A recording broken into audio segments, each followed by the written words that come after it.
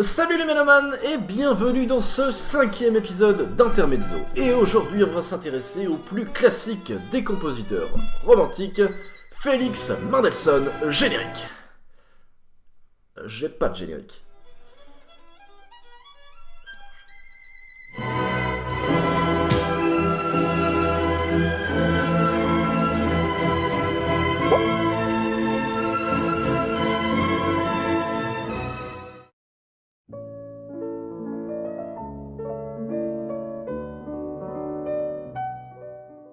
Mendelssohn était un enfant prodige. Ah non mais attends, j'ai pas fini là.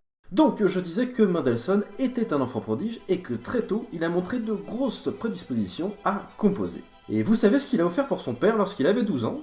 Enfin je veux dire, Mendelssohn, hein, pas son père. Eh bien il lui a offert un opéra, qu'il a lui-même écrit. Voilà. Tranquille le gars, hein. Et donc pour en revenir à l'année 1826, soit à l'âge de 17 ans, Mendelssohn avait déjà à son actif 12 symphonies pour orchestre à cordes, un opéra, une symphonie, un nocturne à cordes, et un bon paquet de sonates et de concertos. Voilà, comme CV, ça en jette un petit peu quand même. Hein. Et c'est cette même année que Mendelssohn compose l'une de ses pièces les plus connues, l'ouverture du Songe d'une nuit d'été de William Shakespeare. Peut-être que vous connaissez, hein, je sais pas.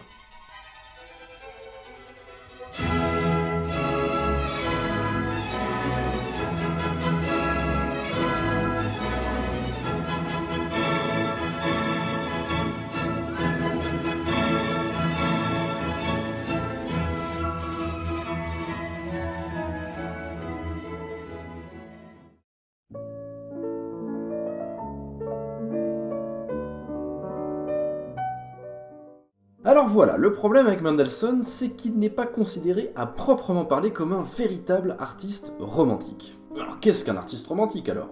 Alors l'image qu'on en a, c'est souvent un artiste pauvre, triste, anonyme et célibataire.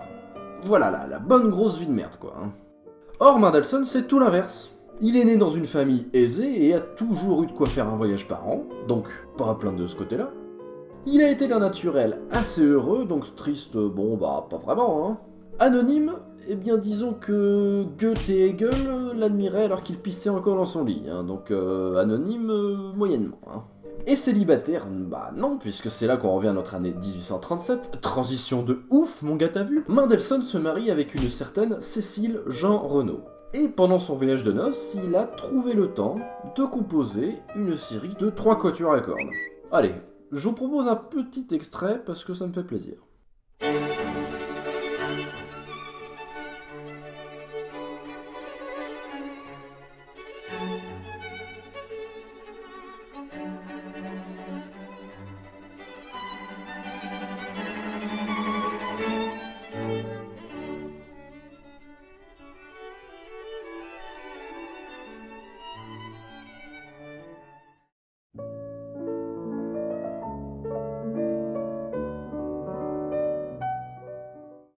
Une bien triste année pour Félix, puisque, à peine rentré d'une tournée épuisante en Angleterre, il fait face à la mort de sa sœur Fanny. Les deux entretenaient une très forte relation, d'autant plus que Fanny fut une pianiste et compositrice de talent. Or, ça n'avait pas été du goût du père de Mendelssohn, qui lui a clairement dit « La musique deviendra peut-être un métier pour Félix, alors que pour toi, elle doit rester seulement un agrément. » Ça a dû faire mal quand même. D'ailleurs, si vous voulez en savoir davantage sur la sœur de Félix Mendelssohn, je vous conseille l'excellent épisode de Scarzando sur les compositrices, je vous mets le lien en description. Et donc pour en revenir à l'année 1847, Félix ne réussira jamais vraiment à se remettre du décès de sa sœur. Néanmoins, il trouvera la force d'écrire un quatuor à cordes lui étant dédié. Et je vous propose d'en écouter un petit extrait, vous allez voir, c'est déchirant.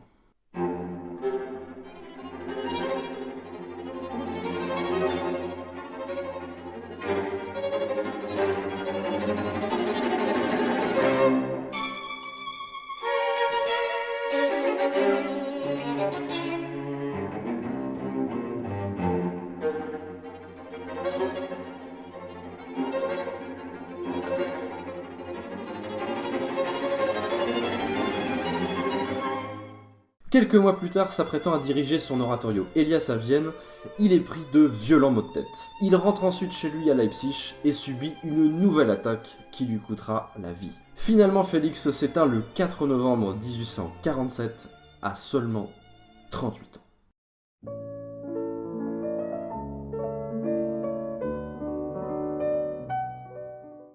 Pour commencer cette deuxième partie, comme promis, on va parler de l'Octuor à cordes de Mendelssohn.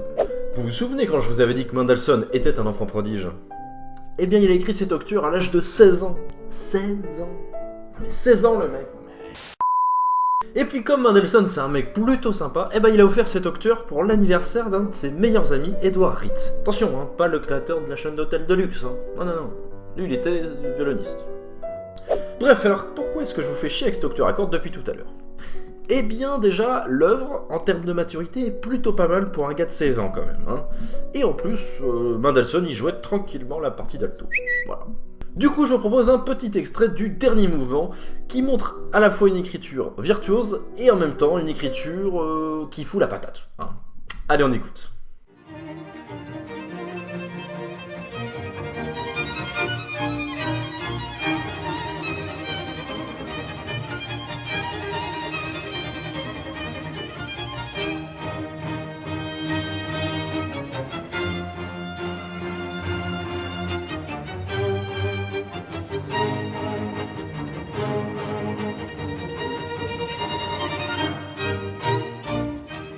Deuxième morceau que j'ai choisi, c'est le premier concerto pour piano. Alors non seulement Mendelssohn était un compositeur plutôt précoce, mais en plus, c'était un excellent altiste, et en plus, un excellent pianiste. Le mec chiant quoi. La preuve avec un extrait du dernier mouvement, typique chez Mendelssohn, c'est-à-dire très rythmé, mais aussi très léger. Vous allez voir, ça passe nickel. Hein. Et de là à Disney, il n'y a pas si loin que ça finalement.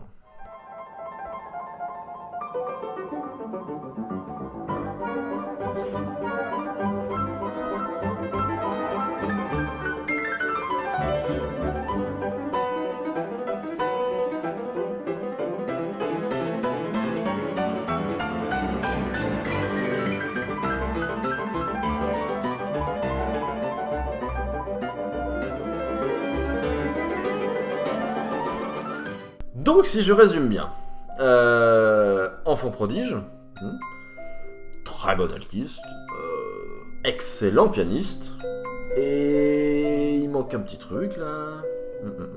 Ah oui, c'était aussi et surtout un excellent chef d'orchestre. Et encore plus avec la pièce que je vais vous présenter, puisqu'il s'agit de l'une de ses toutes dernières œuvres, c'est l'oratorio Elias pour soliste, chœur et orchestre.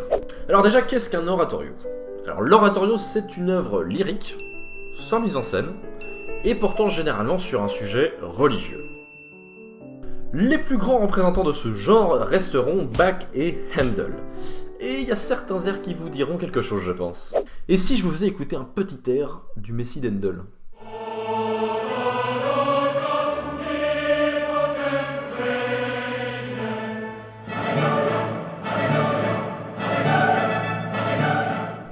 Ou je peux vous proposer un petit air de la Passion selon saint Matthieu de Bach, si vous voulez.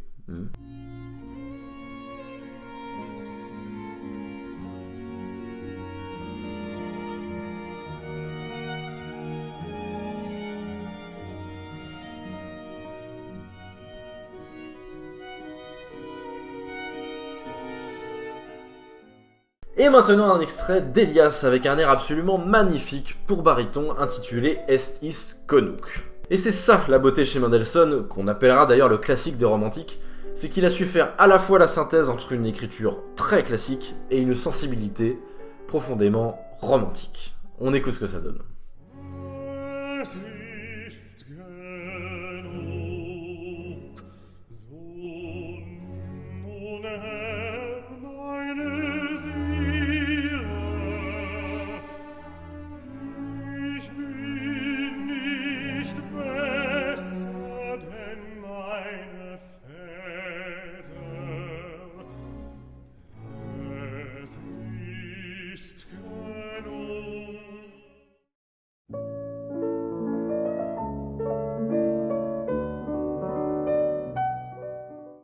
Bon, alors pour cette partie-là, pas grand-chose à dire, malheureusement, mais c'est pas de la faute de Mendelssohn. Parce que raison numéro 1 qui fait que Mendelssohn a complètement disparu des radars après sa mort, l'antisémitisme. Et celui qui lui a le plus craché dessus, c'est ce gros de Richard Wagner. Et qu'on ne vienne pas me dire oui, mais c'était l'époque, tu comprends. Non. Nope. Mais dire ça, pour moi, c'est excuser le fascisme. C'est un fasciste de merde! Un fasciste de merde! C'est exact. Surtout que la suite, on la connaît, hein. Régime nazi, tout ça. Bon. Du coup, Mendelssohn a eu son joli nom inscrit dans la liste magnifique des artistes faisant de la musique dégénérée. Voilà. Ça fait toujours plaisir. Hein. Et a donc été censuré une bonne partie du XXe siècle. Voilà. C'est cadeau. Merci Richard. Hein. Donc voilà. Niveau image, ça se pose là. Hein. Et c'est pas vraiment la musique des mariages qui va l'aider à redorer son image. Hein. C'est moins qu'on puisse dire. Bah si, tu vois ce que je veux dire. Bah si, écoute.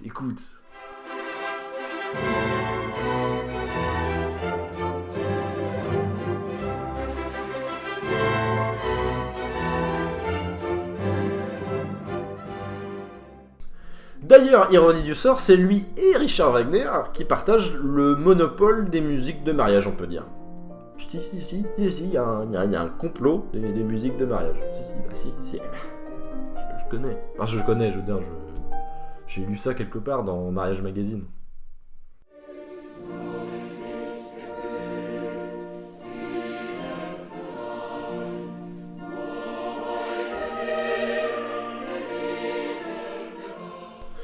Bon, alors quelle bonne image pourrait-on avoir de Mendelssohn aujourd'hui ? Eh bien, sachez que Mendelssohn, sans le vouloir, hein, a contribué ni plus ni moins à l'essor du film d'animation. Tout simplement. Et qui dit film d'animation dit Studio Disney. Pour finir, je vous laisse avec un extrait d'un très vieux court-métrage de 1931 qui a pour sujet principal une œuvre de Mendelssohn.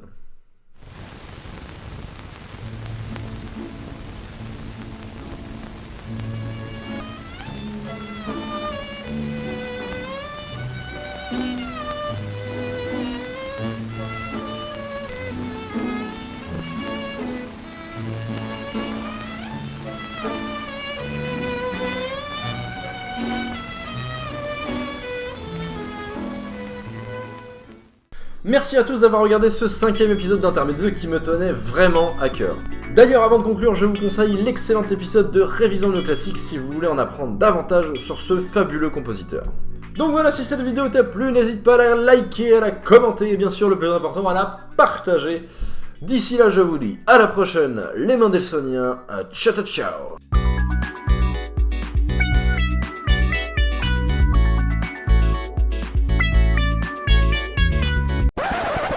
Le 19 février, c'est le premier anniversaire de ma chaîne et je me suis dit que ça serait sympa de se faire une petite FAQ pour l'occasion. Donc si vous avez envie de me poser une question, eh bien j'y répondrai dans une petite vidéo qui sortira donc le 19.